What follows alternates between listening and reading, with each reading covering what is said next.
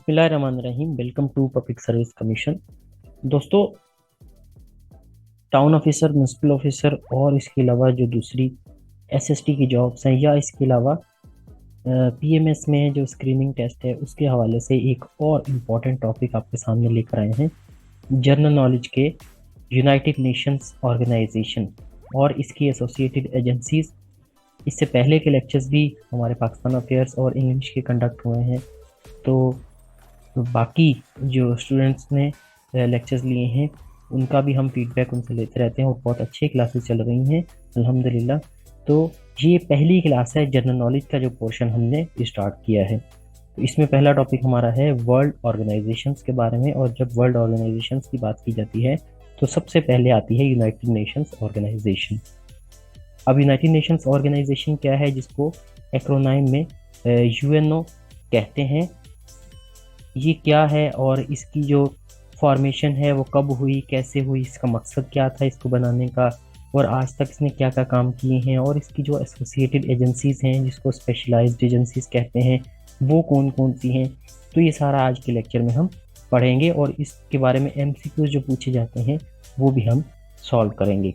अब United Nations organisation UNO इसकी short form abbreviation है और ये सबसे पहले इसकी बिल्डिंग दिखाई जा रही है जिसको यूनाइटेड नेशन का सेक्रेटेरिएट कहा जाता है। अब ये कहाँ पर है, ये न्यूयॉर्क में है। यहाँ लेफ्ट साइड पे ये जब बिल्डिंग बन रही थी 1949 में तब की तस्वीर है, और ये राइट साइड पे 1990 में ये तस्वीर ली गई है जब इसका सेक्रेटेरिएट बन के रेडी हो गया था, तब की ये तस्वीर है। अब चलते हैं कि सबसे पहले इसका मकसद मैं आपको समझाता हूँ कि यूनाइटेड नेशंस है क्या और इसका मकसद क्या था। तो ये एक इंटरनेशनल ऑर्गेनाइजेशन है, यानी इंटर का मतलब पहले तो ये होता है कि दरमियान में, ठीक है। इंटर का मतलब होता है दरमियान में। इंटर गवर्नमेंटल ऑर्गेनाइजेशन का मतलब ये है कि दुनिया की जितनी भी गवर्नमेंट्स हैं, कोई लगभग 200 ममालिक हैं, उन सब की ऑर्गेनाइजेशन ये है। यानी जितनी भी गवर्नमेंट्स हैं उनके आपस में, उनको जोड़ने के लिए, आपस में उनकी बातचीत करने के लिए ये एक ऑर्गेनाइजेशन बनाई गई, ठीक है, एक बॉडी बनाई गई। यानी ये समझ लें कि एक जगह पे सबको इकट्ठा करने के लिए पूरी दुनिया के ममालिक को, उनकी गवर्नमेंट्स को, उनके लीडर्स को, ये एक काविश थी, एक कोशिश थी ताकि पूरी दुनिया में अमन व अमान कायम हो सके। असल में क्या हुआ था कि जो 20वीं जो सेंचुरी थी, इससे पहले जो 19वीं सेंचुरी थी, यानी जो 1800 से 15, 1850, 1890, ये इसको बोलते हैं 19वीं सेंचुरी, 19th सेंचुरी इसको बोलते हैं। तो इसमें बहुत ज़्यादा जंगें हुई थी, और स्पेशली जैसे यूरोप का जो कॉन्टिनेंट है, यूरोप कॉन्टिनेंट आपने पढ़ा होगा, सर अली ने आपको पढ़ाया है जो जियोग्राफी में कॉन्टिनेंट वाइज। तो यहाँ बहुत सारी जंगें होती थी, ठीक है। तो जैसे बड़े बड़े जंगी हैं, नेपोलियन है, तो ये जंगें यहाँ पर बहुत ज़्यादा होती थी, तो लोग तंग आ चुके थे। फिर उसके बाद इन्होंने एक ऑर्गेनाइजेशन बनाई जिसको नाम दिया league of Nations. League of nation का भी मकसद यही था कि भाई जो जंग अजीम पहली हो गई, वर्ल्ड वार 1 हो गई, ठीक है, तो अब दोबारा ऐसी जंग ना हो। यानी 1920 में ये बनाई, 1919 में पहली जंग अजीम ख़त्म हुई थी, तो 1920 में लीग ऑफ नेशन बनाई।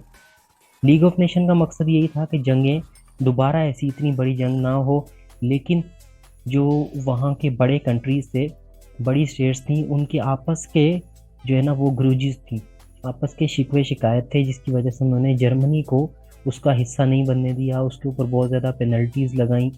तो उसकी वजह से क्या हुआ, फिर जो जर्मन्स थे उनको गुस्सा आया और फिर उनके पास से हिटलर जैसे लीडर आए, और नाजिज्म इतना ज़्यादा था उनके अंदर, गुस्सा था कि हम इसका बदला लेंगे, दोबारा दुनिया ने हमारी जो बेइज्जती की है इसका बदला लेंगे।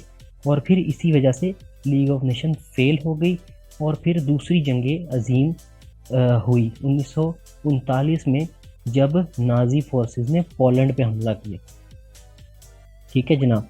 तो ये फिर एक और जंग लगी, वर्ल्ड वार 2 जिसको कहते हैं। जैसे नाजीज ने हमला किया, जर्मनी ने हमला किया पोलैंड के ऊपर, तो फिर जो पोलैंड के जो एलाइज थे उन्होंने जो है ना वापसी फिर जर्मन के ऊपर हमला किया, और फिर जर्मनी के जो साथी थे उन्होंने फिर दूसरे कंट्रीज के ऊपर, यानी आपस में फिर इनकी बहुत ज़्यादा जो है वो वर्ल्ड वार 2 शुरू हो गई।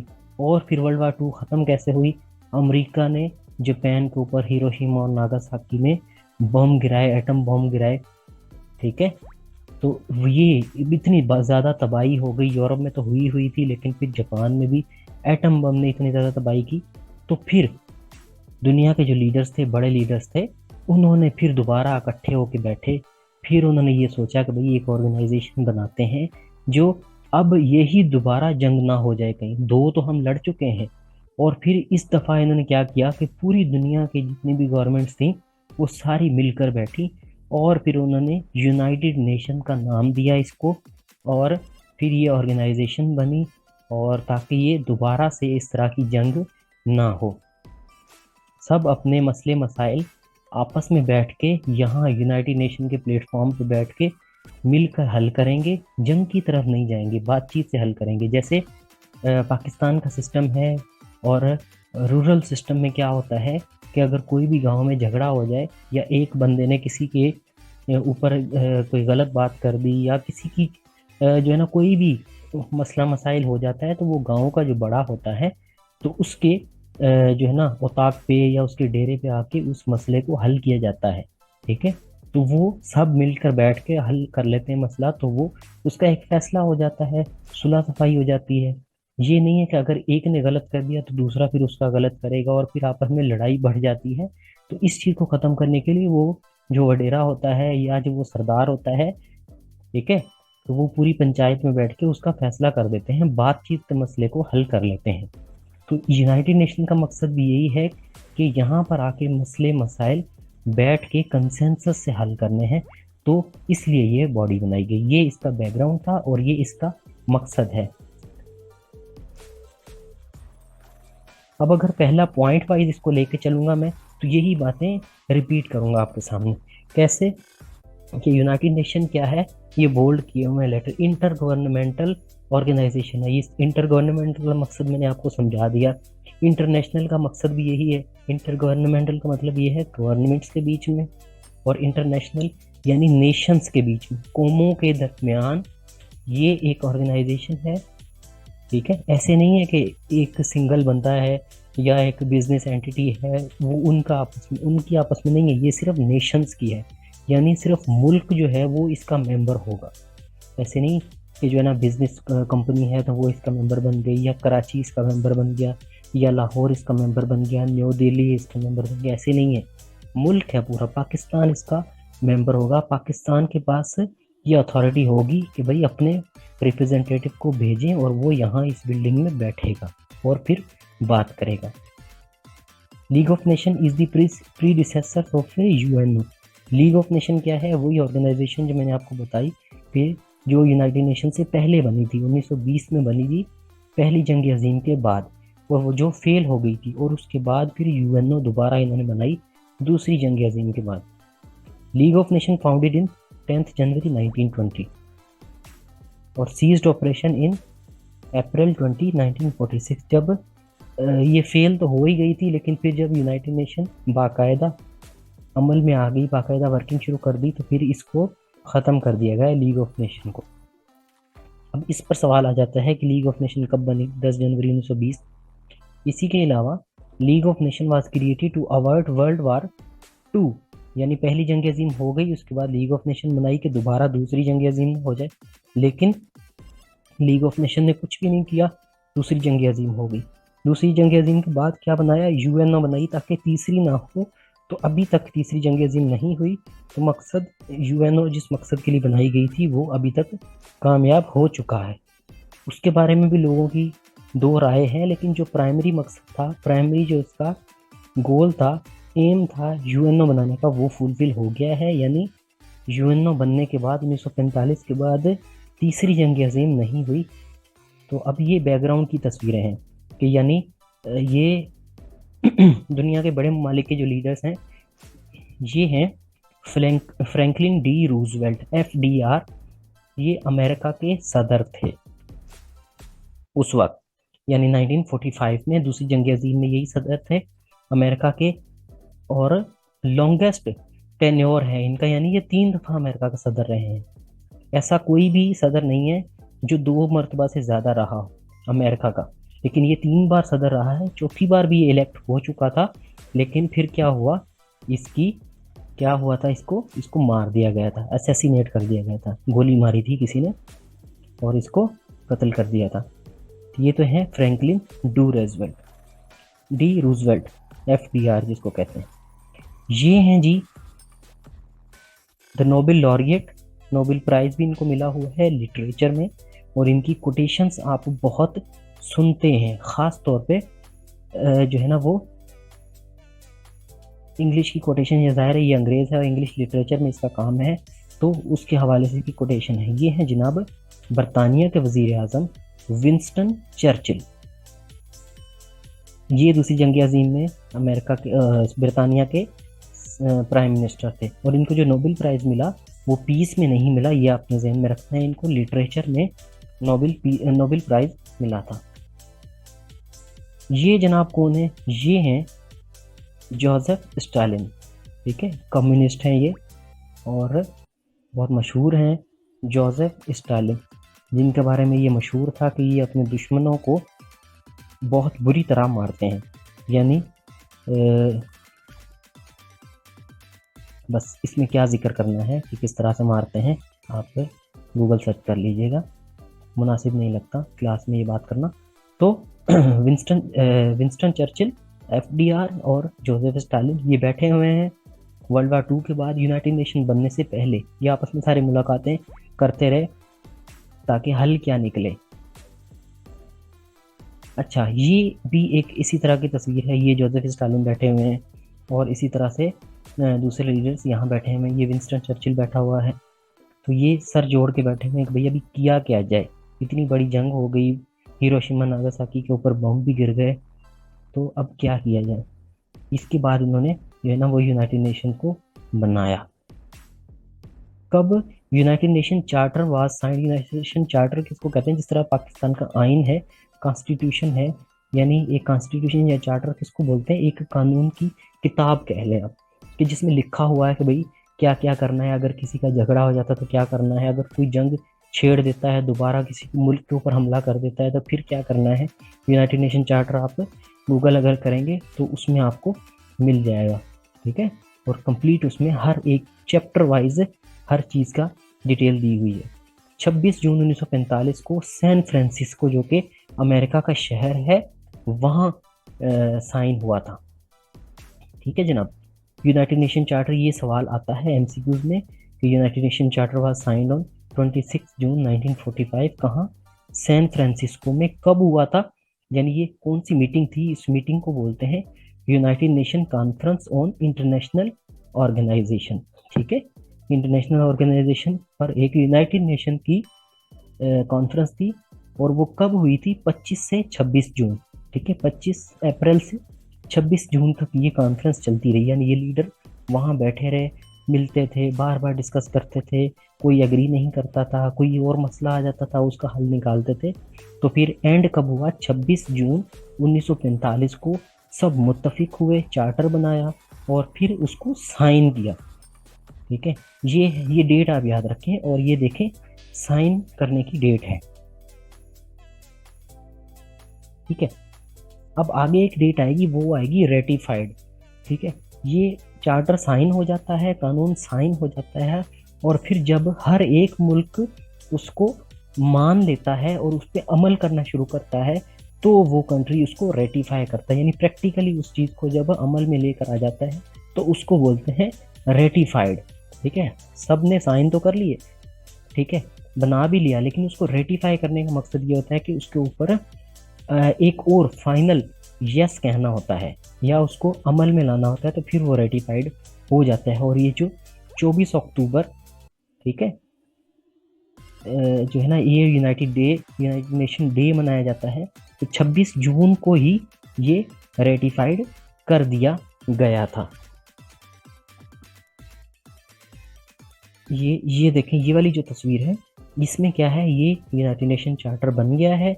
ये सब ममालिक के जो 50 कौमें या 50 मुल्क उस वक्त उसमें रिप्रेजेंट कर रहे थे इस डिस्कशंस को, और ये जो कॉन्फ्रेंस हुई थी सैन फ्रांसिस्को कॉन्फ्रेंस, उसमें 50 मेंबर्स थे, 50 कंट्रीज थे, उनके ये फ्लैग्स लगे हुए हैं और इन्होंने इसको पर साइन किया था।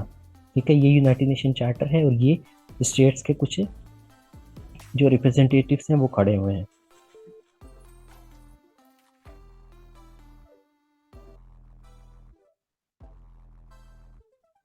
कब कितने ममालिक के डेलीगेट्स ने इसको साइन किया था? 50 में। ये सारे सवाल आते हैं, ये जो बोल्ड किए हुए हैं ये एमसीक्यू में पूछे जाते हैं। चलें जी, फिर आगे चलते हैं।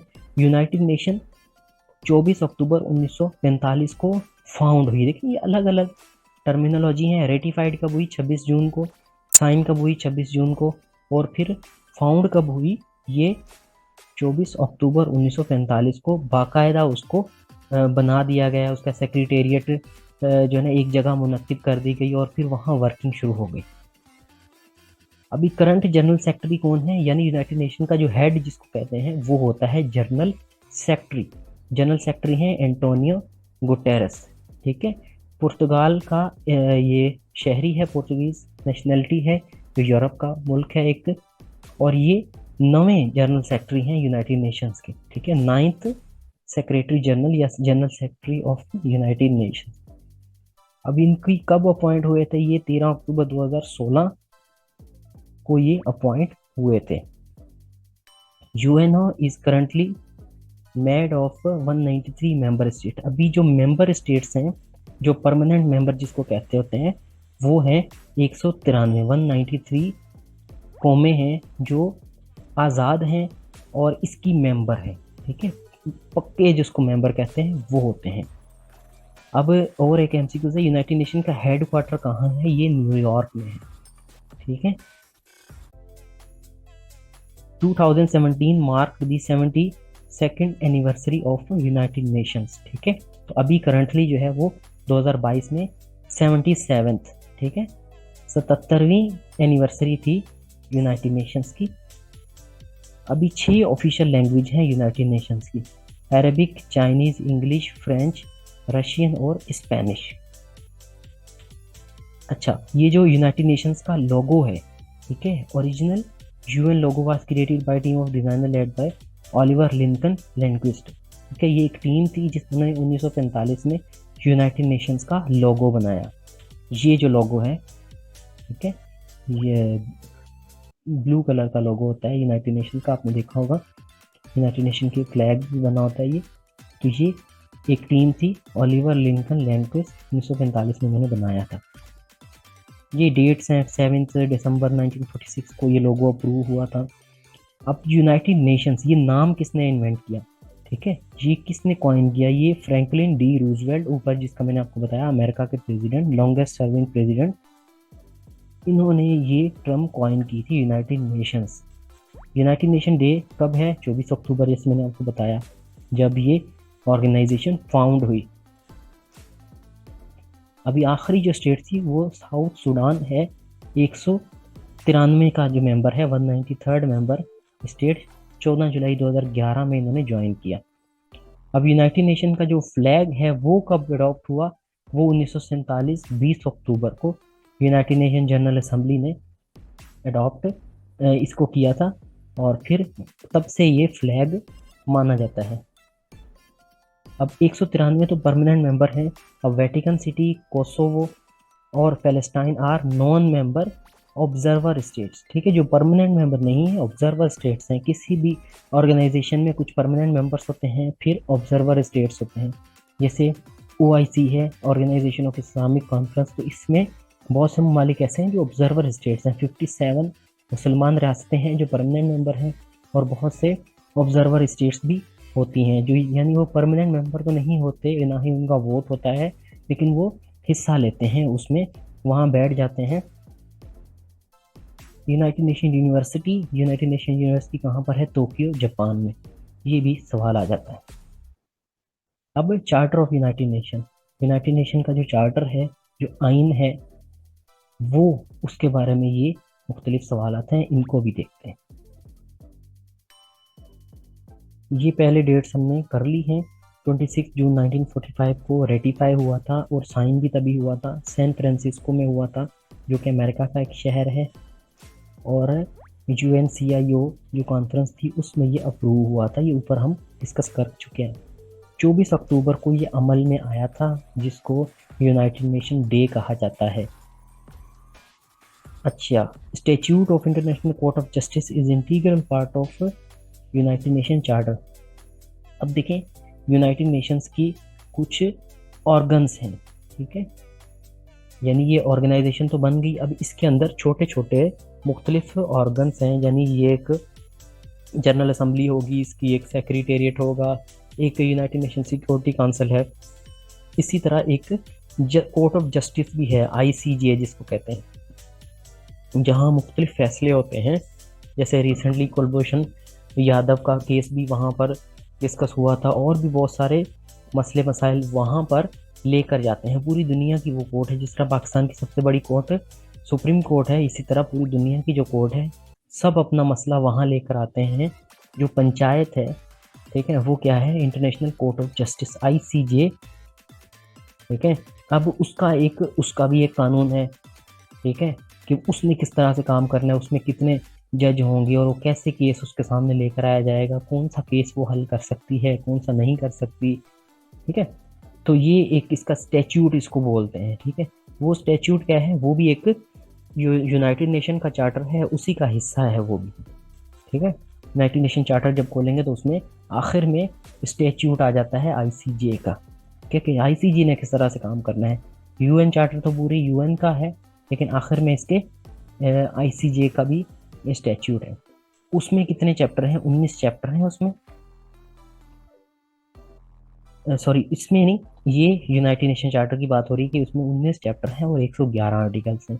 यूनाइटेड नेशन के चार्टर में कितने आर्टिकल्स हैं, 111। ये सवाल आता है, सवाल पूछा जाएगा, बार बार पूछा जाता है, ये MCQ में आता है कि यूनाइटेड नेशन का जो चार्टर है उसमें कितने आर्टिकल्स हैं, और चैप्टर का कम होता है, आर्टिकल के ज़्यादा सवाल पूछे जाते हैं। अब कुछ पाकिस्तान और यूनाइटेड नेशन के बारे में थोड़ा सा पढ़ लेते हैं कि पाकिस्तान ने कब ज्वाइन किया UNO को। 30 दिसंबर 1947 को पाकिस्तान जब आज़ाद हुआ, उसके बाद फ़ौरन पाकिस्तान इसका मेंबर बन गया। Pakistan served 7 times as non permanent member of security council. Pakistan 7 दफ़ा सिक्योरिटी काउंसिल का नॉन परमानेंट मेंबर बन चुका है। अब सिक्योरिटी काउंसिल को आगे देखते हैं कि क्या चीज़ है ये आपको बिल्कुल क्लियर करते हैं। कोई भी चीज़ इस लेक्चर में ऐसी नहीं है जो आपको नहीं बताई जाएगी या आपकी उस बारे में कंफ्यूजन होगी। आप जस्ट वेट करें, आगे हर चीज़ को डिस्कस करेंगे अलग अलग से। ये एक ऑर्गन है, जैसे मैंने ऑर्गन्स की बात की थी, पहला ऑर्गन एक बताया था पहले जिसका डिस्कस हुआ, ICJ international court of justice जो है, जो मैंने बोला था ये पूरी दुनिया की पंचायत है, वो भी एक ऑर्गन है। सिक्योरिटी काउंसिल भी एक ऑर्गन है, सेक्रेटेरिएट वो भी एक ऑर्गन है, और इसी तरह से जनरल असेंबली भी ऑर्गन है। इसका जो मेंबर होता है 2 साल का उसका टर्म होता है। तो पाकिस्तान 7 दफ़ा इसका नॉन परमानेंट मेंबर रह चुका है। परमानेंट मेंबर सिक्योरिटी काउंसिल का नहीं बन सकता पाकिस्तान, क्योंकि उसमें सिर्फ सुपर पावर्स होती हैं, P5 जिसको बोलते हैं, ठीक है। पाकिस्तान उसका नॉन परमानेंट मेंबर बना था, लेकिन पाकिस्तान यूनाइटेड नेशन का जो मेंबर है वो परमानेंट है।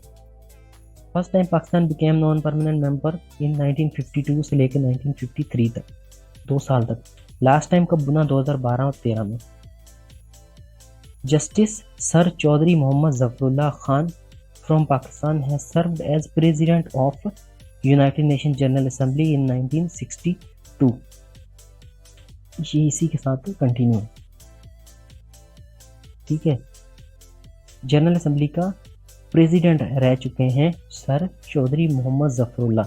और ये जो होता है ना, जनरल असेंबली का जो प्रेसिडेंट होता है वो 1 साल के टर्म के लिए इलेक्ट होता है, ठीक है। ये भी बताएंगे आपको कि किस तरह से होता है, कि वो होता है, अभी कौन है। Zafrullah Khan from Pakistan also served as permanent जज और president of international court of justice, ठीक है। ये इंटरनेशनल कोर्ट ऑफ जस्टिस के जज भी रह चुके हैं, ठीक है। यानी यूनाइटेड नेशंस के साथ, यानी पाकिस्तान के जो थे रिप्रेजेंटेटिव ज़्यादातर रहे हैं वो सर जफरुल्लाह खान रहे हैं, यानी जनरल असेंबली के भी सदर रहे हैं, और ICJ जो कोर्ट ऑफ जस्टिस है उसके भी सदर रहे हैं, जज भी रहे हैं। United nations security council resolution 29 admits Pakistan as new member. यानी जो सिक्योरिटी काउंसिल की रेजोल्यूशन होती है, यानी पाकिस्तान ने प्लीड किया, ठीक है, रिक्वेस्ट की कि मैं इसका मेंबर बनना चाहता हूँ यूनाइटेड नेशंस का, तो फिर एक रेजोल्यूशन पास होती है। पूरी दुनिया के जो मेंबर्स थे, यानी उस वक्त जितने मेंबर्स थे, उन्होंने ये रेजोल्यूशन पास की और उन्होंने मुत्तफिक होकर हाँ बोली इसके ऊपर कि हाँ भाई ठीक है, इसको मेंबर बनाया जाए। एक कंट्री ऐसा था जिसने अपोज किया था, वो मैं आपको बताता हूँ, वो था अफगानिस्तान। अफगानिस्तान ने अपोज किया था पाकिस्तान के वजूद को। पाकिस्तान जब बना तो अफगानिस्तान ड्यूरेंट लाइन की वजह से, जिसके ऊपर आज भी हमारे अफगानिस्तान के मसले अफगानिस्तान के साथ चलते रहते हैं, तालिबान के साथ भी ड्यूरेंट लाइन के ऊपर पाकिस्तान का मसला है, वो इस लाइन को नहीं मानते। वो केपीके का जो प्रोविंस है और बलूचिस्तान के कुछ हिस्से, इनको अपना हिस्सा मानते हैं, वो नहीं मानते कि पाकिस्तान एक मुल्क बना है। जब यूनाइटेड नेशंस में पाकिस्तान गया तो तब भी उन्होंने अपोज किया था।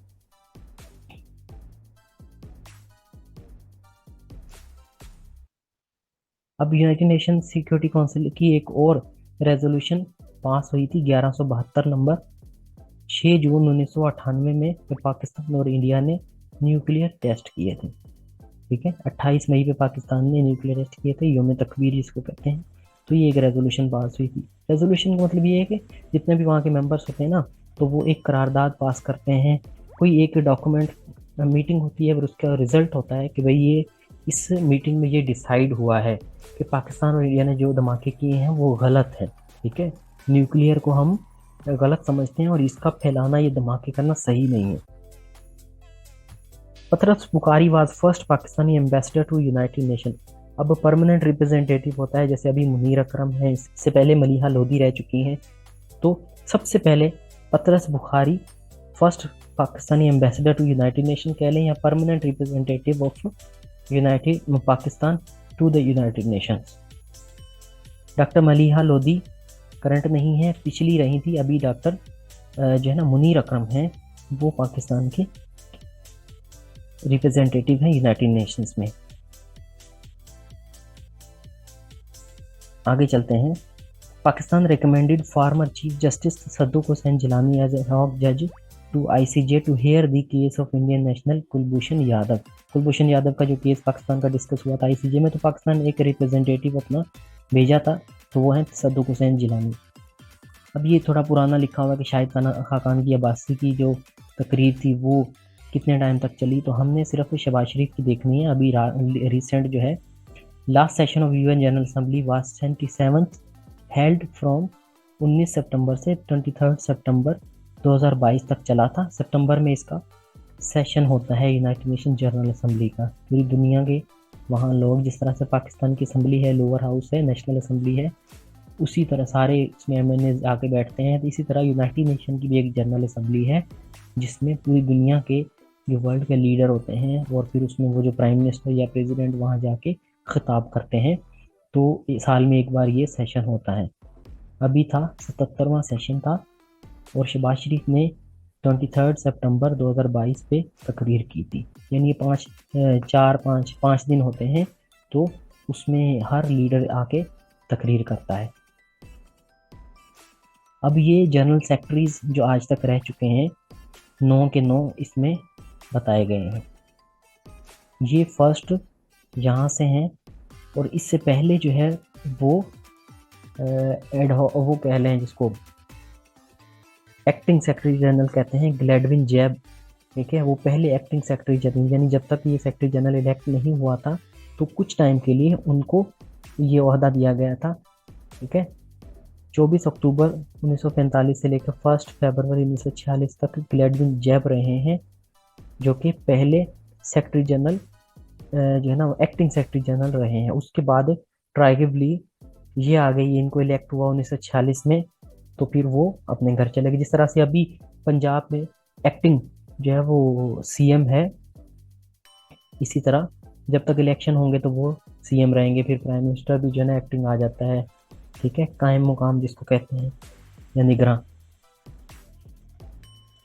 ट्राइगिवली पहले थे, ये नॉर्वे से थे, ये इनका टेन्योर था। उसके बाद डैग हैमर्सजॉर्ड ये आए, फिर यूथाट, ये म्यांमार से इनका ताल्लुक था, ये स्वीडन के थे। ये कर्ट वेल्डम ऑस्ट्रिया के थे। ठीक है, इसके बारे में आपको एक डिटेल देते हैं, इम्पोर्टेंट बात बताएंगे। ठीक है, ये जेवियर पेरेस क्यूलर, ये पेरू के थे, साउथ अमेरिका का एक शहर है। फिर ये बुट्रोस बुट्रोस गाली, ये इजिप्ट के थे। कॉफी अनन घाना के रहे हैं। फिर बान की मून जो साउथ कोरिया के थे 2007 से 2016 तक। और अभी एंटोनियो गुटरेस 2017 में इन्होंने चार्ज संभाला था। ये इलेक्ट 2016 में हुए थे और 17 में इन्होंने ये चार्ज संभाला था। ट्राइगली पहले रहे हैं और Trygve Lie is the only secretary general who resigned from his job. ठीक है, सिर्फ रिजाइन कोई नहीं करता, जब इनका टेन्योर खत्म होता है तो ये अपने ऑफिस को छोड़ के चले जाते हैं। लेकिन ये ट्राइगली सिर्फ एक ही सेक्रेटरी जनरल है जिसने रिजाइन किया था, अपने ओहदे से इस्तीफा दिया था। तो सवाल इस तरह से बनता है कि एक्टिंग सेक्रेटरी जनरल कौन थे? ग्लैडविन जैक। और वो सेक्रेटरी जनरल बताएं जिन्होंने अपने ओहदे से रिजाइन किया, वो है ट्राइगली। फिर डैग हैमर्सजॉक सेकंड थे। अब डैग हैमर्सजॉक का क्या हुआ था? ये अपने ओहदे के दौरान ऑफिस में थे, यानी टेन्योर में थे, सेक्रेटरी जनरल थे, तो ये प्लेन क्रैश में इनकी डेथ हो गई थी। कहाँ हुई थी? ये कॉन्गो गए थे, पीस कीपिंग मिशन चल रहा था वहाँ पर। कॉन्गो में बहुत ज़्यादा जेनोसाइड हुआ, बहुत टाइम तक जंग लगी रही है। ठीक है, तो यूनाइटेड नेशन का वहाँ मिशन था। यूनाइटेड नेशन की फोर्सेस वहाँ पर लड़ रही थी, रिलीफ ऑपरेशन कर रही थी।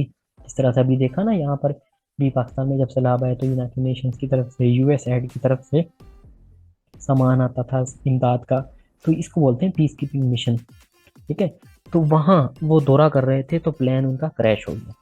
तो ये सेक्रेटरी जनरल ऐसे हैं जो अपने ऑफिस के दौरान जिनकी डेथ हुई थी। डैग हैमर्सजॉक। यूथाट कहाँ के थे? बर्मा के थे, थर्ड सेक्रेटरी जनरल थे। कर्ट विल्डम फोर्थ थे। ठीक है, फिफ्थ सिक्स ये आपको ऊपर बता दिया है, इसमें कोई डिस्कस करने वाली बात नहीं है। करंट सेक्रेटरी जनरल ये हैं एंटोनियो गुटरेस, 2017 से अभी तक इनका टेन्योर चल रहा है। अब है structure and functions of United nation. जो ऑर्गन्स कर रहे थे ना ऊपर हम, कि ऑर्गन क्या है, वो ये 5 ऑर्गन है यूनाइटेड नेशंस के।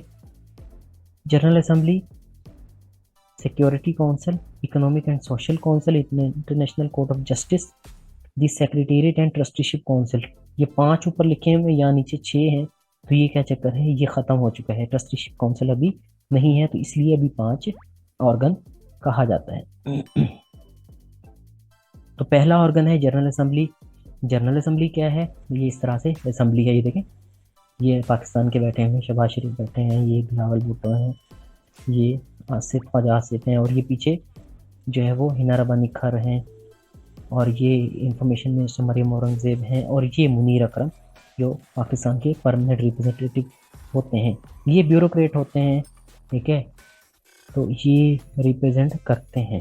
ठीक है, जिस तरह से एम्बेसडर होते हैं दूसरे ममालिक में, ये परमानेंट रिप्रेजेंटेटिव इनको कहा जाता है,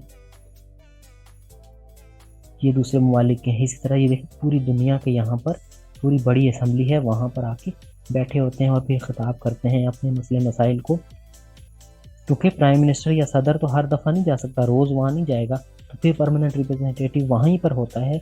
जो भी मसला होता है ये डिस्कस करते हैं पाकिस्तान की तरफ से। कोई भी मसला, इस तरह से कश्मीर का मसला हम वक्तन फ़वक्तन उठाते रहते हैं, तो यही जो हमारा परमानेंट रिप्रेजेंटेटिव होता है वहाँ ये डील करता है। अब जनाब जनरल असेंबली क्या है, ये मैंने ऊपर से आपको बता दी। जनरल असेंबली क्या होती है? Main deliberative policy making and representative organ of United nation. अब जनरल असेंबली जिस तरह से पाकिस्तान की जो नेशनल असेंबली है उसमें क्या होती है? कानून साजी होती है, पॉलिसी बनती है।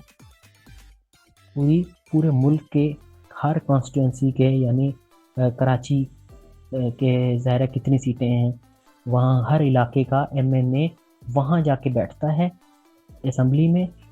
पाकिस्तान की बात दे के समझा रहा हूँ, एग्जांपल दे के समझा रहा हूँ। वो वहाँ जाके बैठता है, वो बात करता है कि भाई मेरे इलाके में ये मसला हुआ है।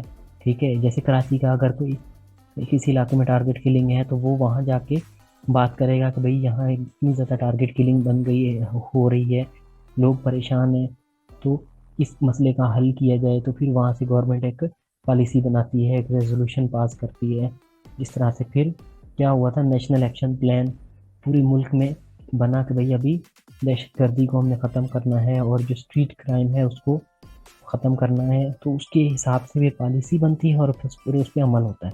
इसी तरह पूरी दुनिया में जब पूरी दुनिया के रिप्रेजेंटेटिव आते हैं तो वो आके बात करते हैं कि भाई फ़लस्तीन में इसराइल की जारहियत चल रही है, कश्मीर में इंडिया की जारहियत चल रही है, अफ़गानिस्तान में टेररिज्म बहुत ज़्यादा है, तो इसका क्या हल निकाला जाए। तो मिलकर फिर एक हल निकालते हैं और उस पर अमल करते हैं। ये इसका यूनाइटेड नेशन जनरल असेंबली का मकसद है। इसके कितने मेंबर हैं? इसके 193 मेंबर्स हैं। ठीक है, जिस तरह से जनरल असेंबली हमारी नेशनल असेंबली है उसके 342 मेंबर है ना, इसी तरह से इसमें भी 193 मेंबर हैं। हर साल सितंबर में यूएन सिक्योरिटी जनरल असेंबली का सेशन होता है, जिसमें अभी आपको बताया 77वां सेशन हुआ था 2022 में, शहबाज शरीफ ने एड्रेस किया था। जनरल असेंबली का हेडक्वार्टर कहाँ पर है? जिस तरह पाकिस्तान की नेशनल असेंबली कहाँ पर है? इस्लामाबाद में, तो ये न्यूयॉर्क में है, अमेरिका का ये शहर है जनरल असेंबली।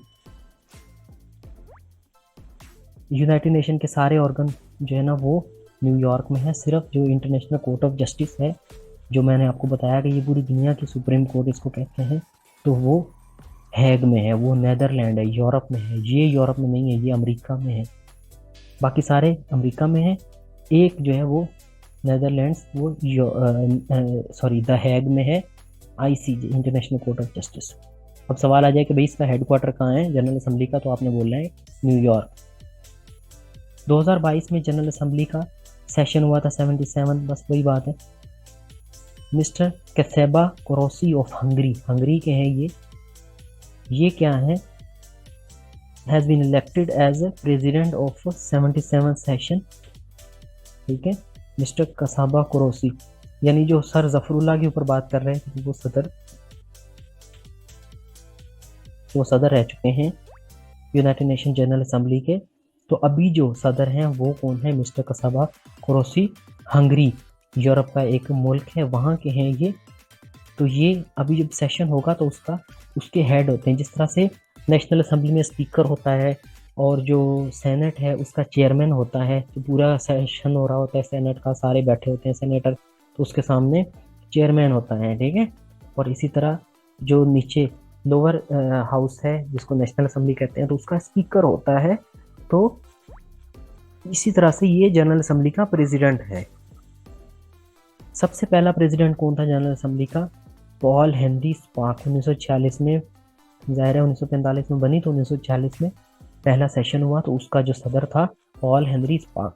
अब सदर हर साल नया आता है, हर साल सेशन होगा तो हर साल नया सदर इलेक्ट होगा।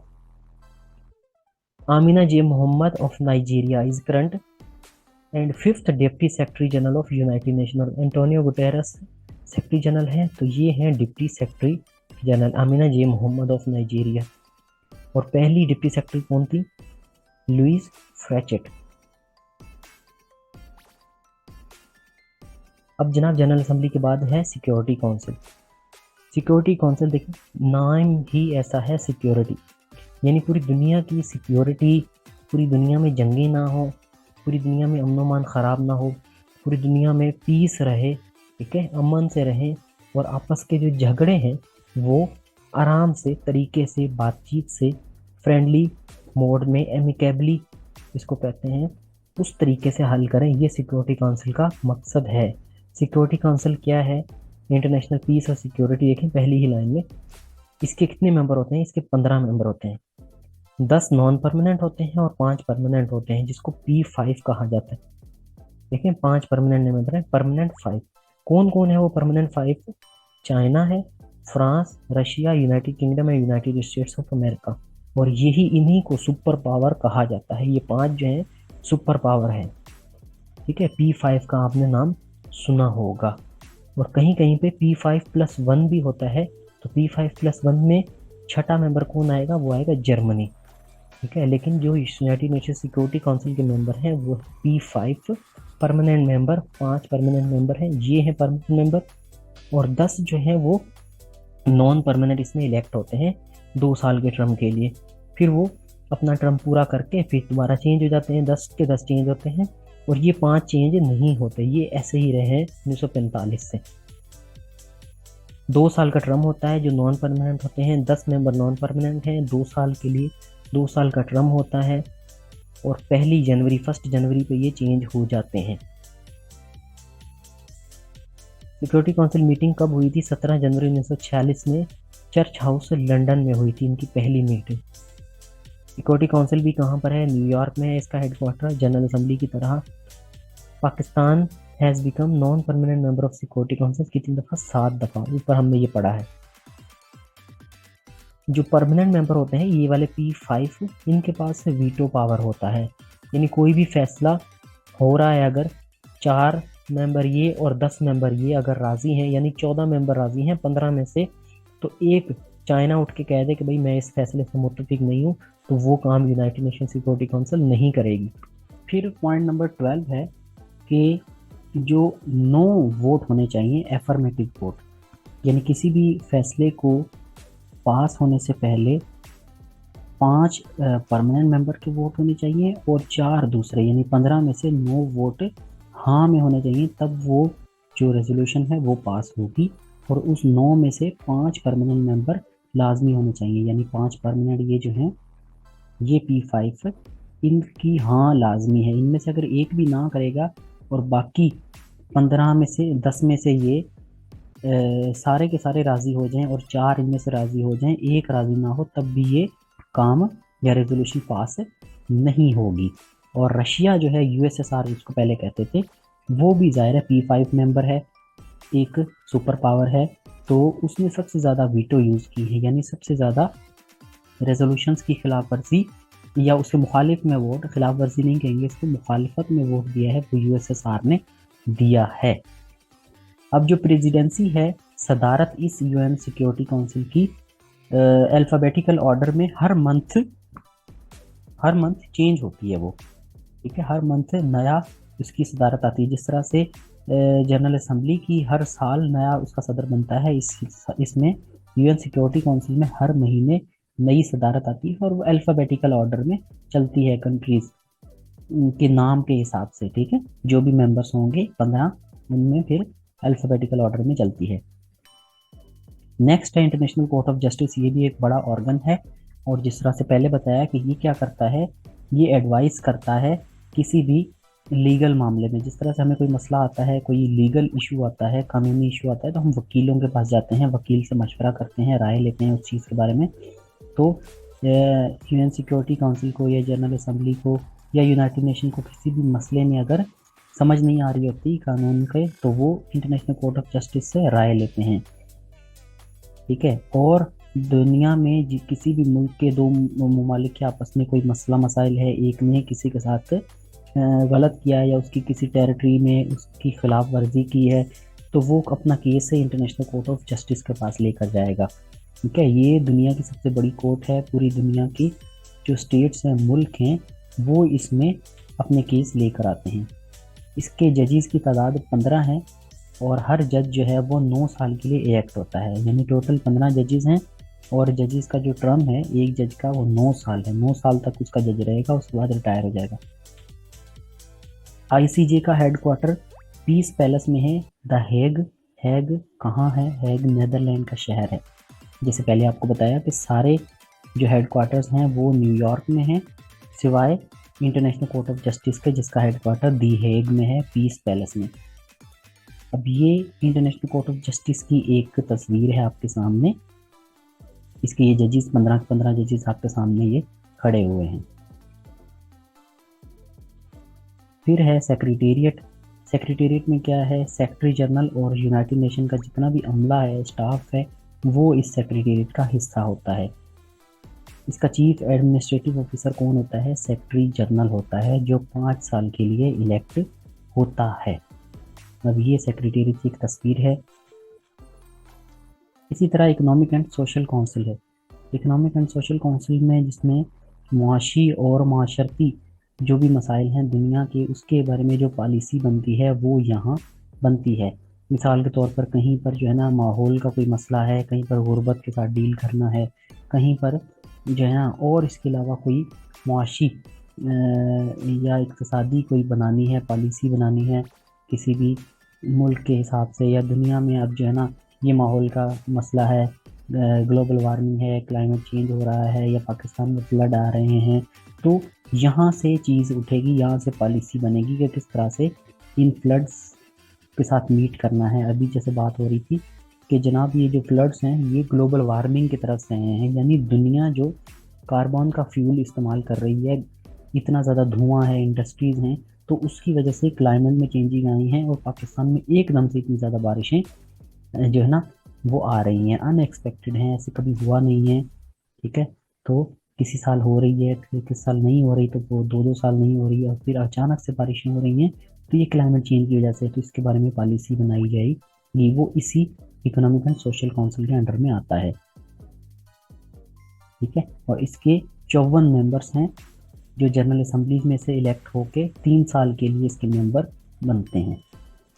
ट्रस्टीशिप काउंसिल ये ट्रस्ट टेरिटरी से डील करते थे, यानी जो यूनाइटेड नेशन के अंदर ट्रस्ट टेरिटरी आ जाती हैं उनको ये डील करता था। लेकिन अभी जितने भी ट्रस्ट टेरिटरीज थी ज़्यादातर को अपनी सेल्फ गवर्नमेंट आ गई है उनकी, या उनको आज़ादी मिल गई है, तो इसलिए इस काउंसिल को सस्पेंड कर दिया है। ये छठा ऑर्गन ख़त्म हो गया, अभी 5 सिर्फ ऑर्गन हैं जो ऊपर वाले हैं।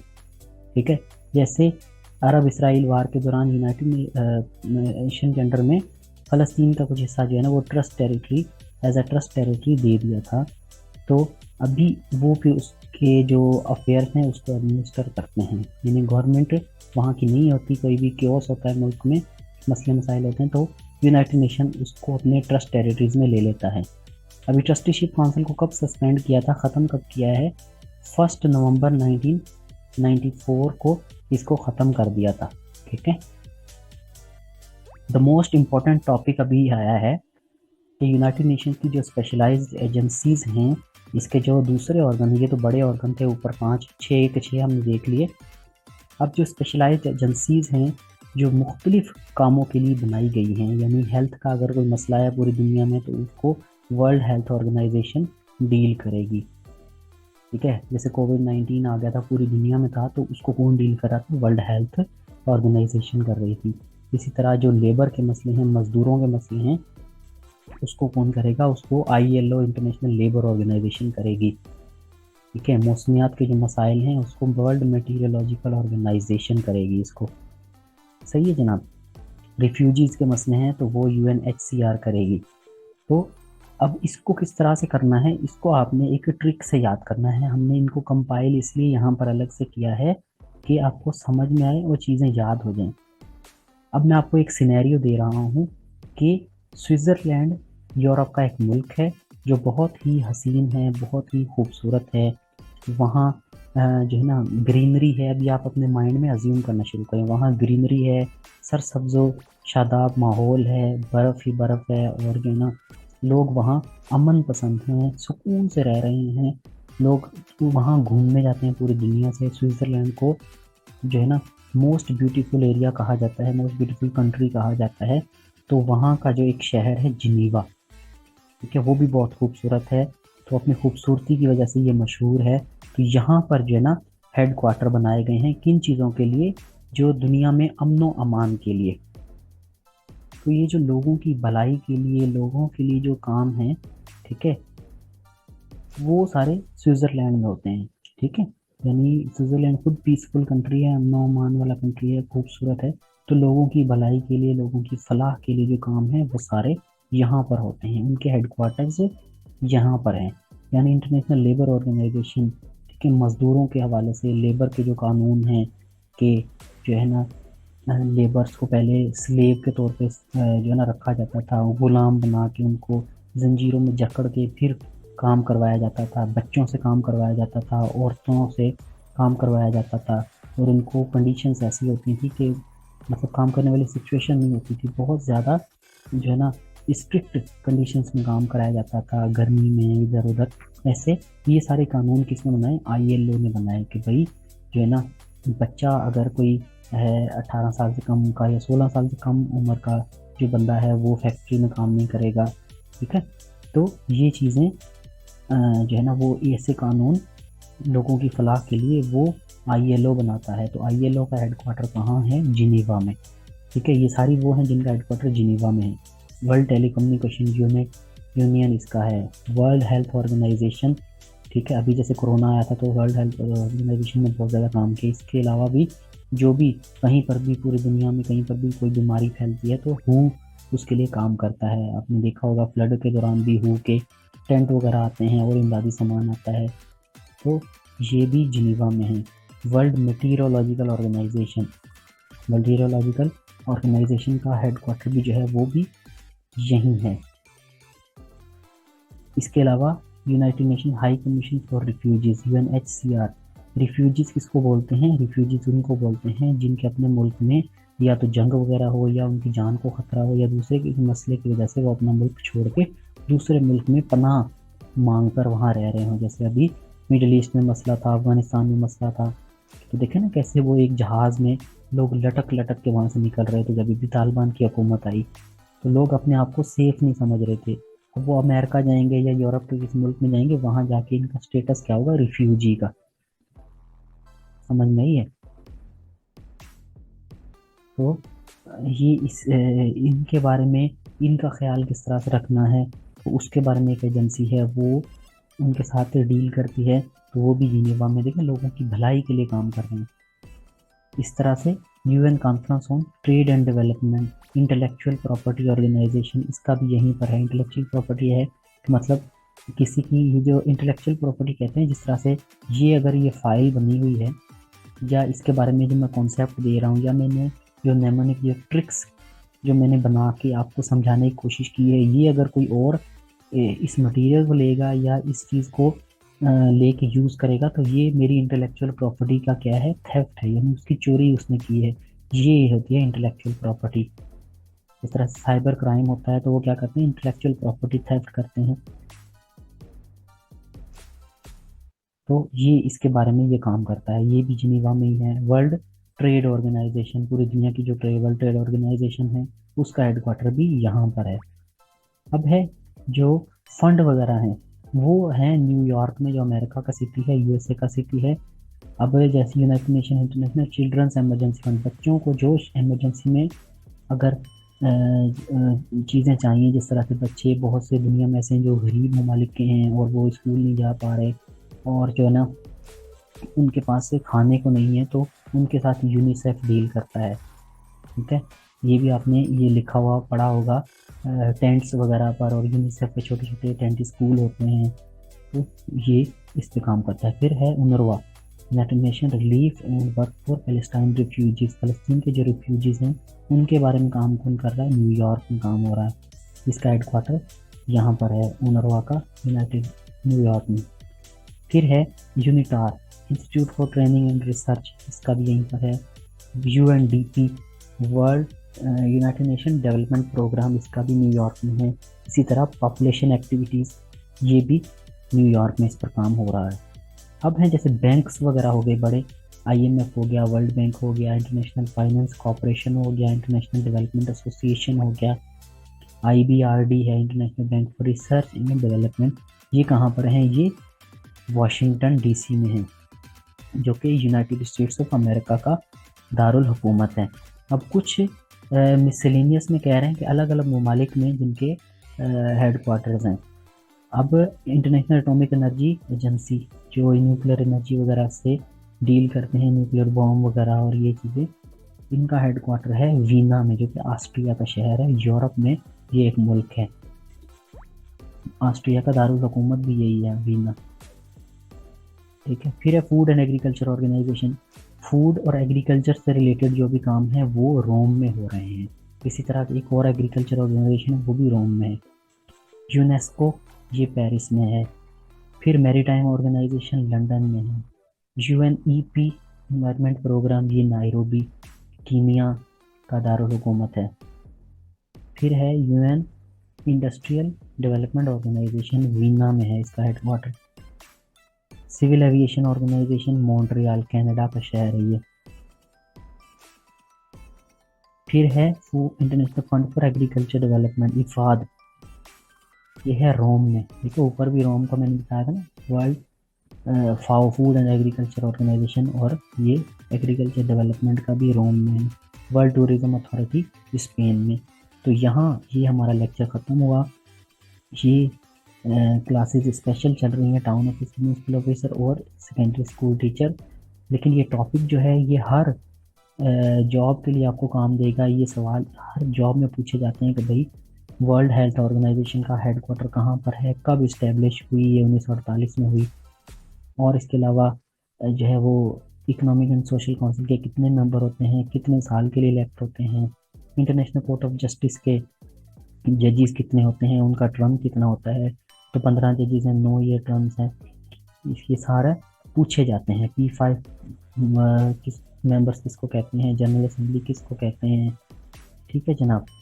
तो ये लाजमी आपने इसको कंप्लीट करना है और ये आपको भेज भी दिया जाएगा। आपका जो हमारा क्रैश कोर्स का ग्रुप है व्हाट्सएप, उसमें भी ये शेयर कर दिया जाएगा। इसके अलावा हमारी पब्लिकेशंस हैं, town of government school officer grade 5 से 15 की मॉडल पेपर बुक बनाई गई है, वो भी आप हासिल कर सकते हैं हमारे व्हाट्सएप नंबर पे कांटेक्ट करके। तो फिर वक्त इतना ही। Thank you.